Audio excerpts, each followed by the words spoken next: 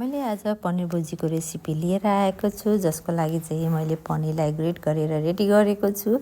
टमाटर, प्याज, धनियाँ पत्ता, सिमला मिर्च सबै मैले फाइनली चप गरेको छु भने अदुवा, लसुन र हरियो खुर्सानीको मैले पेस्टलाई चाहिँ कुटेर राखेको छु। अनि यहाँनिर चाहिँ काजु चाहिँ मैले वार्म वाटरमा रेडी गरेको छु हैन। यति गरिसकेपछि चाहिँ मैले यतातिर कराई बसालेँ, जसमा चाहिँ मैले 1 टेबलस्पुन ओइल हालेँ। अनि त्यसमा चाहिँ मैले 2 टेबलस्पुन जति चाहिँ बटर हालेको छु।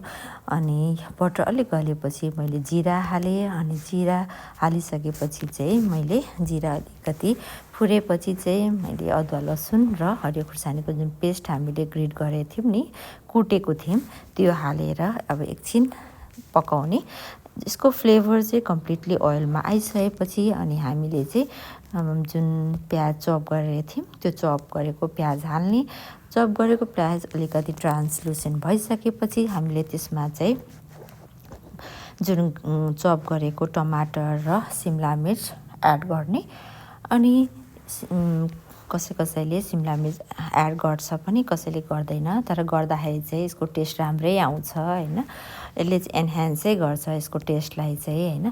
त्यसपछि मैले यसमा थोरै नुन हालेर यसलाई चाहिँ थोरै मेसी भन्छ अलिकति सफ्ट भएसम्म पकाउनु पर्छ हैन। अनि पाकिसकेपछि चाहिँ हामीले त्यसमा चाहिँ जुन हाम्रो बेसिक मसला हुन्छ नि, धुलो मसलाहरू एड गर्ने। कोरिएन्डर 2 टेबलस्पुन, त्यसपछि टर्मरिक 1 टेबलस्पुन, त्यसपछि मैले रेड चिल्ली पाउडर 1 टेबलस्पुन, अनि काश्मिरी लाल मिर्च पनि 1 टेबलस्पुन, र मैले क्युमिन पनि 1 टेबलस्पुन एड गरेर मैले मसलालाई चाहिँ मजाले भुटेँ हैन। अनि यसमा चाहिँ यो काजु र हामीले फ्रेस जुन हाम्रो तर हुन्छ नि, त्यसलाई पिसेर हालेपछि हाल्दा एकदमै मिठो हुन्छ हैन। त्यसको लागि चाहिँ मैले यतातिर काजु र फ्रेस हाम्रो तर पिसेर रेडी गरेको छु। अनि मैले यहाँनिर मसला भुटिसकेपछि चाहिँ पनिर हालिदिएँ हैन। अनि आफूले जति बाँकी थियो नमक, त्यो 1 टेबलस्पुन नमक हालेँ। र अब चाहिँ एकछिन भुट्ने मजाले चलाउने हैन। पनिर भुजीमा चाहिँ हामीले त्यो फ्रेसली क्रिम हुन्छ नि, फ्रेसली क्रिम भनौँ या तरलाई पिसेर हाल्दाखेरि चाहिँ यसको टेस्ट अझ एन्हान्स हुन्छ र काजुले पनि एउटा टेक्स्चर दिन्छ हैन।